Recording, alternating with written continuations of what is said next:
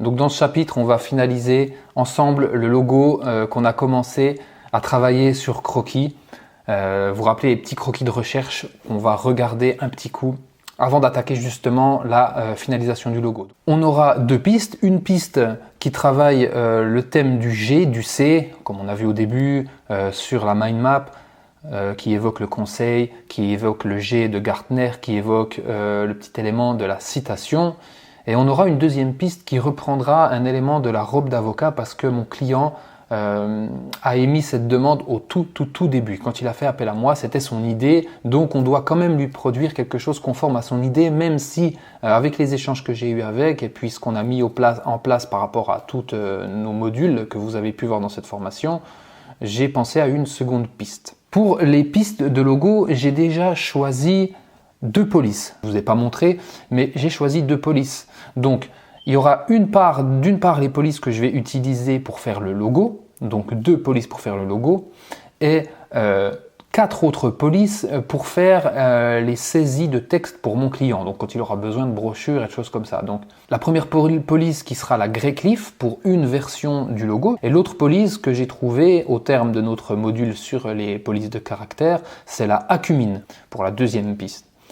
Mais avant toute chose, avant de se mettre à dessiner sur Illustrator, on va faire un tout petit peu de théorie pour vous expliquer quelques règles à suivre pour votre logo. Parce qu'il existe 7 familles de logos. On peut les classifier dans 7 types de structures et on va voir ça ensemble parce que c'est bien de faire un tout petit peu de théorie. Mais tout d'abord, on va parler déjà des 4 règles d'un bon logo. Donc pour qu'un logo soit réussi, il doit en premier lieu, il doit être approprié. Donc en fait, qu'est-ce que ça veut dire ?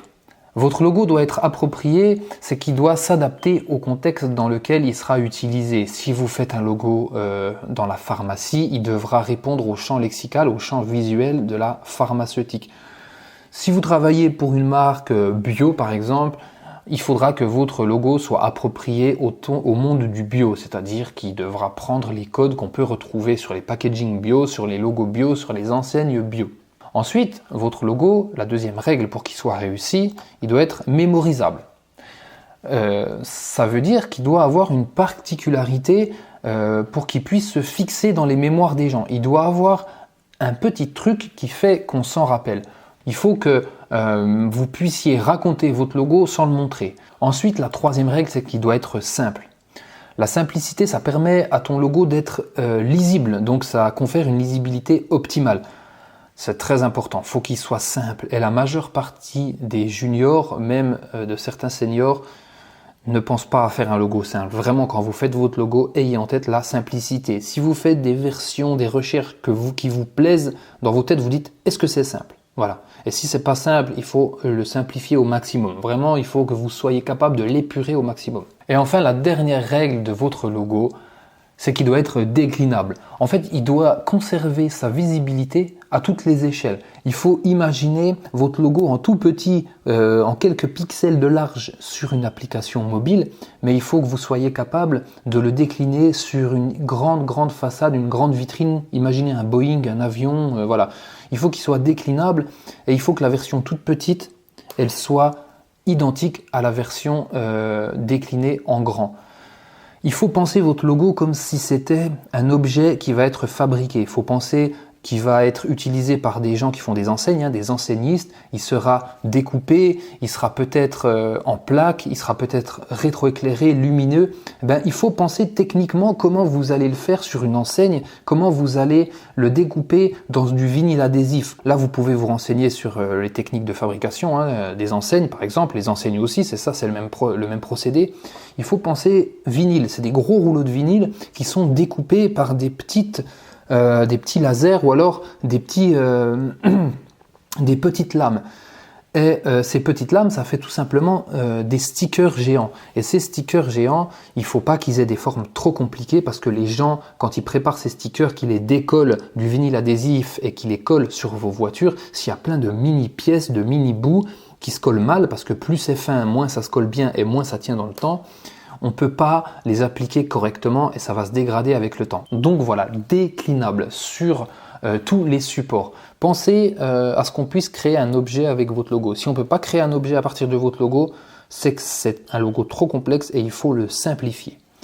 Le logo en tant que tel, il n'est pas suffisant à lui seul. Un logo réussi, c'est un logo qui se décline correctement sur tous les supports de com. D'accord? Donc une identité visuelle réussie, c'est une identité visuelle déclinée de façon cohérente sur tous vos supports. Ayez bien ça en tête. Ne pensez pas uniquement logo. C'est pour ça que cette formation est faite de cette façon, parce qu'elle pense tous les aspects de votre communication visuelle. C'est vraiment une formation clé en main. Donc ensuite, les logos, ils peuvent être répartis entre différentes familles. Les logos monogrammes. Donc les logos monogrammes, c'est les logos qui sont faits à partir des initiales de votre marque. Voilà, ils reposent beaucoup sur la police de caractère que vous avez choisie. Et c'est vraiment fait à base de lettres. Donc HBO, IBM, CNN, on a NASA qui veut dire National Association for Space ou quelque chose comme ça. Voilà ce que c'est qu'un logo monogramme. Donc ça repose beaucoup sur la police de caractère. Ensuite, on a les logos mots-symboles. Donc tout simplement, c'est le nom de votre marque. Donc Uber, Coca-Cola, eBay, et il n'y a vraiment que le nom. Donc, encore une fois, l'utilisation de la police de caractère est maximisée. Dans cette formation, on a fait un logo avec des éléments graphiques que j'ai dessinés, qu'on a vu ensemble dans les chapitres précédents. Votre logo n'est pas forcément, c'est pas une obligation que votre logo est un logotype. Un logotype, c'est le petit pictogramme qui vient à côté du mot. Vous n'êtes pas obligé d'avoir un logotype, vous pouvez faire sans. Mais pour les avocats, on a choisi avec un logotype. La majeure partie de mes clients veulent des logos simples juste à base d'une police de caractère. Ils veulent pas tous un pictogramme ou un logotype. Okay. Ensuite, il y a les logos pictogrammes. Donc, les logos pictogrammes, c'est une représentation graphique schématique reconnaissable en un coup d'œil. Donc là, par exemple, le logo Twitter, tu vois, c'est un oiseau. Apple, c'est une pomme, et ça, je ne sais même plus la marque que c'est une cible. Okay, tu vois, Twitter, on ne se rappelle même plus quelle est la typo utilisée pour le mot Twitter. Apple, on sait que la police Apple, mais en fait, tu vois que la police, elle est vraiment secondaire. Donc, pour les logos pictogrammes, donc ça, c'est la troisième famille. Ensuite, il y a les logos abstraits. C'est un peu pareil que les logos pictogrammes, sauf que le pictogramme qui est dessiné, c'est quelque chose d'abstrait. Tu vois, Adidas, c'est 3 bandes, là. Nike, c'est une virgule, pardon, mais ça symbolise des ailes. Mitsubishi, c'est une hélice. Mais tu vois que là, c'est pas vraiment une hélice, c'est une hélice de façon abstraite. Là, c'est des ailes abstraites. Bon, là, c'est 3 bandes. Après, tu as les logos mascottes. Bon, les logos mascottes, comme son nom l'indique, c'est un personnage qui représente fortement ton entreprise. Donc là, le KFC, j'ai mis la Première Ligue, parce que le lion de la Première Ligue, c'est mythique pour la Première Ligue. C'est vraiment un lion qui symbolise la Première Ligue. Et là, MailChimp, c'est le petit singe, c'est l'emblème de MailChimp. Donc voilà, les mascottes. Ensuite, tu as les logos combinés. Les logos combinés, c'est un mélange entre un logotype et puis une écriture, une police de caractère. Donc soit ça associe une mascotte comme Lacoste avec le mot Lacoste, soit un pictogramme abstrait pour YouTube combiné. Puis la dernière famille, c'est les logos emblèmes. Donc comme son nom l'indique, c'est des emblèmes, c'est des sortes d'armoiries, c'est des boucliers. Ça fait vraiment l'effet d'un badge. Ceux-là, ils ont un gros impact et c'est assez traditionnaliste. Donc voilà, je tenais à vous préciser ça avant de passer au design. Mais on va quand même regarder nos logos, nos 2 pistes de logos, avant d'attaquer le design. Donc là, j'ai pris mes 2 pistes de recherche qu'on a vues ensemble. J'ai pris juste une photo. Si vous voulez faire ça plus propre, vous pouvez scanner et puis vraiment faire une belle version noir sur blanc. Ce sera hyper intéressant pour votre étude de cas. Il faut savoir que les clients, ils aiment bien voir les phases de croquis avant. Ça donne un gros côté, une grosse plus-value humaine. Ça donne un côté artistique. Ça donne beaucoup de confiance aux clients. Là, pour le coup, j'ai pas eu le besoin de scanner mes dessins. Au début de ma carrière, entre guillemets, je scannais vraiment beaucoup mes dessins et puis je portais un soin à la présentation des dessins. Mais là, maintenant, c'est plus forcément la peine. Mais vous, ce que vous pouvez faire, c'est de scanner bien proprement vos dessins de façon bien droite et puis vous pourrez les mettre dans votre étude de cas sur votre portfolio, ce que je vous invite fortement à faire. Donc nos 2 pistes, elles sont là. On a une piste là, dans la première partie de feuille, qui correspond au G, comme on a dit, le G, le C, tu vois, conseil, cycle, Gartner, le G, et puis ce petit truc qui fait référence au téléphone. Voilà, mais c'est aussi une référence à la citation. Et puis, tu vois, le bas de la page, j'ai commencé à faire des recherches sur la robe d'avocat. Et là aussi, la robe d'avocat, je suis revenu avec le G mélangé à la robe d'avocat. Là, tu vois, pour le coup, la simplicité, on devient pas simple du tout. Là, j'ai voulu faire une sorte de robe d'avocat stylisée, mais ça, je pense pas que je vais l'utiliser. Et puis là, petit à petit, je suis parti sur des robes d'avocat qui sont vraiment intéressantes. Ça, c'est pas mal, sauf que le G est en trop. Et puis, moi, ma préférée, c'est celle-ci. Celle-ci, tu as une sorte de radicalité, c'est droit, ça inspire le respect, c'est tranché, c'est pas mal. Donc voilà nos deux pistes qu'on va passer sur Illustrator. Donc tu vois, donc dans Illustrator, j'ai mis mes dessins et puis j'ai mis mes petites palettes de couleurs. Si tu as un logo qui est très compliqué, tu peux prendre la plume. Par exemple, imaginons que tu as un logo très complexe que tu as dessiné à la main. Là, tu repasses comme ça avec ta plume, tu vois, parce que c'est des formes dessinées à la main. Mais là, étant donné qu'on est sur des formes géométriques, on va se contenter quand même d'utiliser les outils qu'on a à disposition dans notre Illustrator. Donc principalement des Pathfinder et puis principalement des formes géométriques. Donc là, on va faire un premier test. Donc tu vois, ce G là, il est pas mal, mais il ressemble à d'autres G. Celui-là, c'est trop un G qui ressemble à Google, je ne vais pas l'utiliser. Celui-ci, il est bien parce que j'aime bien cette petite citation. Là aussi, j'aime bien cette citation. J'aime bien le fait que le logo soit coupé, soit géométrique. Il faut toujours penser au mouvement, penser aux dynamiques de construction de ton logo. Ça, c'est trop compliqué. Celui-là, il est vraiment pas mal. Tu vois, il y a un truc qui se passe et puis j'aime bien ça. Ça, la flèche, c'est trop, je le sens moyen.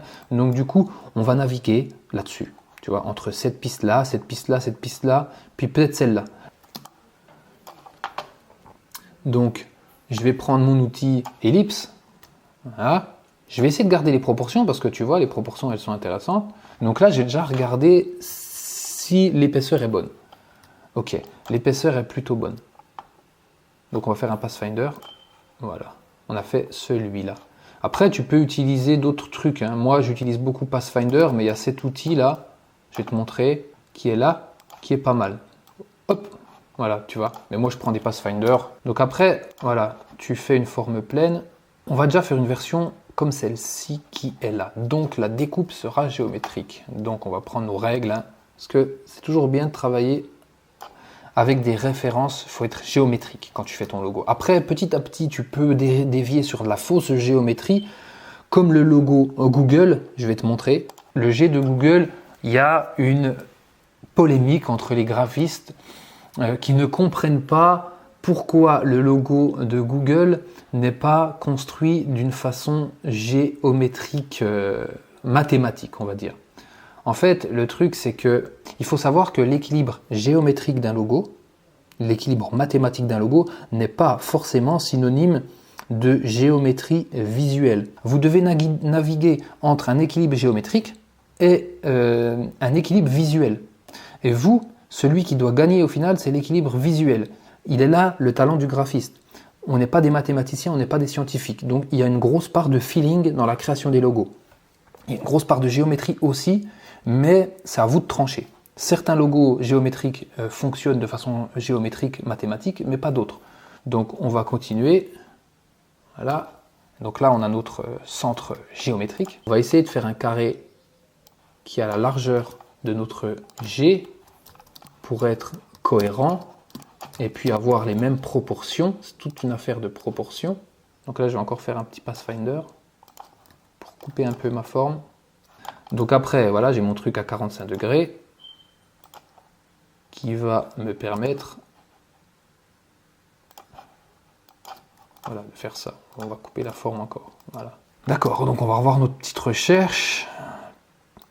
Ça, c'est plutôt comme ça. Et puis là, on a dit qu'on descendait le truc. D'accord.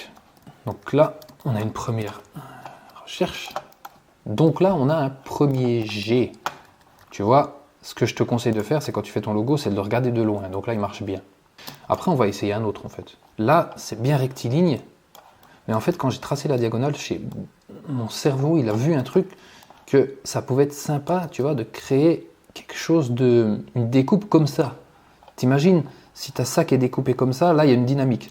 On va essayer de faire la version comme ça, mais avec cette dynamique de découpe en biais. Je ne vous parle pas de technique sur Illustrator parce que déjà, je vais faire une autre formation. Si vous avez besoin, c'est en fonction de vous. Je peux vous faire que du technique. Et là, c'est pas le but. J'ai pas envie de tomber sur une formation technique. Il y en a plein des formations techniques qui sont vraiment pas mal. Mais si vous voulez des formations techniques, il suffit de me le dire et puis je vous ferai des petites formations sur Illustrator. Mais j'ai pas envie de tomber là-dedans. J'ai envie de plus de rester dans des histoires de branding. C'est plus important. Et si on tombe dans la technique à chaque étape, on s'en sortira pas. Mais si vous voulez, il faut me le demander. Et puis on va faire ça. Moi, l'angle, il me semble bien. Parce que le C, il est quand même, le C, il va quand même être fermé, puis le G aussi, il va être bien rablé sur lui-même. Je pense que là, l'angle, il est pas mal.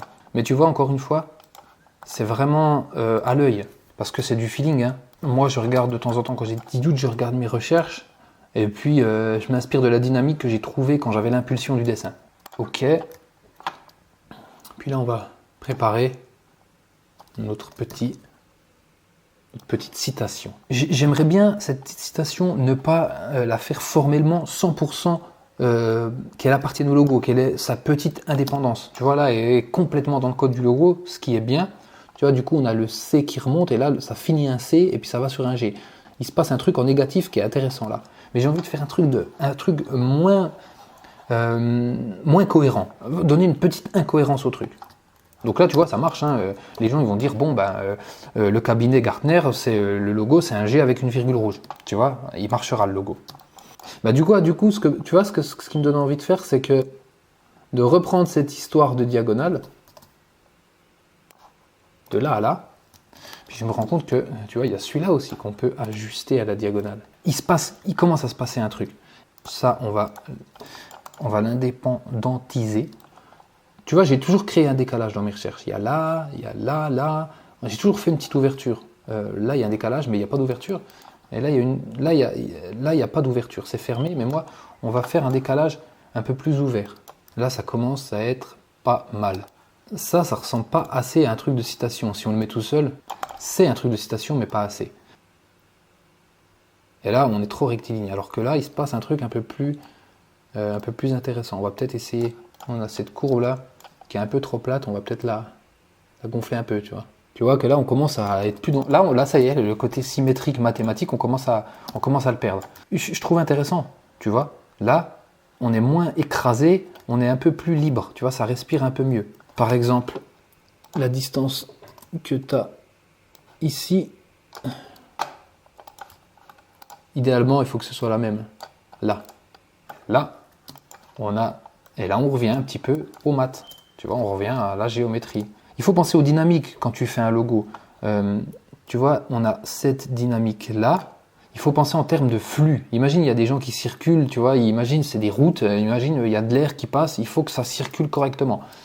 On a cette courbe-là, tu vois, qui arrive là. On a cette courbe intérieure aussi qui arrive comme ça. Et tu vois, quand on arrive, on ne se prend pas un mur. On a un petit tremplin comme ça. Tu vois, c'est ça. Et là, pareil, on a de la circulation. On a de la dynamique. Voilà. Là, on a une belle ouverture. Ensuite, une autre technique qu'il faut faire, c'est que tu fais objet, transformation, et tu le mets en miroir. Moi, mes logos, pour que les proportions soient nickel, tu le mets en miroir, et tu te rends compte qu'il y a des déséquilibres. Mais moi, vu que ça, je préfère, en fait, je vais pas, celui-là, tu vois, je vais l'abandonner, parce qu'il est trop rigide. Celui-là, on va l'enlever, parce qu'on a affiné, il n'y a pas de raison qu'on le garde. Puis là, on est sur une belle dynamique, même à l'envers. Tu vois, il se passe un truc, on a peut-être un peu d'épaisseur là, peut-être un petit peu d'épaisseur. Du coup, on va peut-être le réduire un peu. Tu te rappelles qu'on avait la même épaisseur là et là, mais on avait la même épaisseur ici et là. Mais vu que les formes là, elles sont plates et larges, et là c'est une courbe, tu as l'impression que là c'est plus épais. Donc si on a l'impression que là c'est plus épais, et puis que là c'est trop fin, eh ben, on va ajuster, et puis c'est là que c'est notre travail d'œil, c'est là que l'œil qui est affûté, il agit. Tu vois, et là du coup, regarde avant, hop, t'as vu là, t'as l'impression que c'est épais, puis quand on rajoute ça, eh ben on affine. Et là du coup, niveau équilibre, je trouve que tout ça, c'est un peu trop écrasé là. On a trop d'écrasement. Il faut que ça respire. N'oublie pas, il faut que ça respire. Donc moi, je vais lui donner un petit peu d'air en décalant un tout petit peu comme ça. Il y a un petit truc qui me chagrine, on va voir si on peut le virer. C'est ça, le petit truc qui remonte. J'aimerais bien qu'il aille droit, en fait. Et là, je trouve que c'est encore trop près, donc on va le décaler un microyème. Donc ce qu'il faut faire après, c'est quand tu le mets en monochrome, voilà, tu travailles aussi en monochrome. Donc tu as vu, là, je suis encore à l'envers. Hein. Mais c'est une bonne clé de travail à l'envers. Donc là, on va essayer de le remettre à l'endroit. Objet, transformation.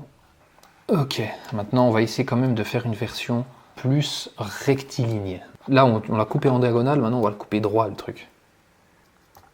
C'est un peu la version jumelle de ce qu'on a fait, mais en plus droite. En moins fun, quoi. Moi, je préfère celle-ci, parce qu'elle est plus dynamique. L'ouverture là est trop grande, je trouve. Donc, on va choisir notre couleur, qui est là. Et ensuite, on va choisir notre couleur tonique, qui est là. Et là, on va faire la même chose. Donc maintenant, on va choisir la police que j'ai dit. Ah bah la Grey Cliff, c'est la Grey Cliff. Là, il y a tout cet espace qui est là. Ben, on va s'en servir pour mettre notre police. J'essaie de mettre le A entre les deux. Comme ça, on a le A entre les deux. On a la même distance là et là. Puis du coup, on a un truc qui fonctionne bien. On peut l'agrandir. Pareil, tu fais un effet miroir. Et c'est ton effet miroir qui va te donner l'idée de ton logo. Donc là, moi, l'effet miroir, il me dit de le grossir. On a une piste. Ensuite, on va reprendre ça. Puis après, l'autre piste, on va essayer de mettre en majuscule. Ok ? Comme ça, le client, quand il verra, il dira, bon, en fait, je veux majuscule ou minuscule. Tu vois, tu pourras disséminer tes idées sur plusieurs pistes. Puis on avait dit que la deuxième police, c'était la acumine. On va utiliser une acumine. Tu vois, là, il y a l'angle et il y a l'angle. Puis ça, c'est une typo assez ronde. Donc, on a deux... Peut-être que là, c'est peut-être médium, c'est un peu trop... Demi-bold. Ah, demi-bold, c'est mieux quand même. Donc là, on a notre première piste. On va faire la deuxième, ok? Et là, c'est la police que j'avais dit, tu vois, la Montserrat. Je l'ai préparée et t'as vu, j'ai trouvé un autre accord de couleur, une autre petite palette qu'on va utiliser. Donc du coup, t'as vu, hein, on a trois palettes de couleurs. Du coup, avec le G, on a fait quand même deux versions du G. Donc on commence à être sur beaucoup d'opportunités pour le client. Là, on commence à être sur beaucoup de pistes. Tu as de quoi proposer beaucoup de choses. Donc tu vois, c'est quand même, à partir de choses simples, on arrive à faire des choses compliquées. À partir du moment où on a des polices, on a des bonnes couleurs, on a bien bossé. Quand tu bosses bien tout, tu peux fournir vraiment une densification de ton travail. Tu peux fournir beaucoup de richesse, beaucoup de valeur ajoutée. J'avais entouré celle-là, ça là, je trouve bien. On va essayer de faire les deux là. Je pense que ça va bien représenter une robe d'avocat. Donc voilà. Deuxième bande. Celle-ci en gris. Donc voilà, là on commence à avoir notre piste robe d'avocat. Gartner. Là on va le mettre en majuscule. T'as vu? Donc le A, il faut qu'il tombe sur le R. Le V, il répond au A. Le T, il est presque là. Il fonctionne moins en petit. Bon, là, ok, on a nos deux pistes. Dans le module suivant, je vais te montrer comment mettre tout ça en présentation pour que ton client puisse apprécier ton travail. Parce que là, si tu lui balances les logos juste comme ça, il va pas comprendre. Et il va aimer, mais il faut quand même que toi, tu pousses un maximum tes idées. Et pour pousser tes idées, il faut aller un peu plus loin que le logo. Il faut montrer des déclinaisons du logo en couleur, en monochrome, en petit, en plus grand. Et on va voir ça dans le dernier chapitre. Donc dans ce dernier chapitre, on va parler de la présentation, mais attention, ce ne sera pas une présentation en bonne et due forme, parce qu'une présentation, ça demande beaucoup plus de travail. Ce sera une pré-présentation, ce sera des planches de pré-présentation. Elles seront incomplètes, mais je vais faire une autre formation où je vais expliquer comment faire une présentation de malade mental. Tu vois, que tu puisses pas dire non, tu puisses pas dire ce logo il marche pas. Il y a un protocole à suivre dans la présentation et là il est infaillible. Ce que je vais vous montrer, c'est une pré-présentation, c'est de la base de réflexion, c'est de la base de travail de présentation, c'est suffisant pour votre client, mais si vous voulez aller au fond des choses, ce sera pas suffisant. On se dit à tout de suite pour le dernier module.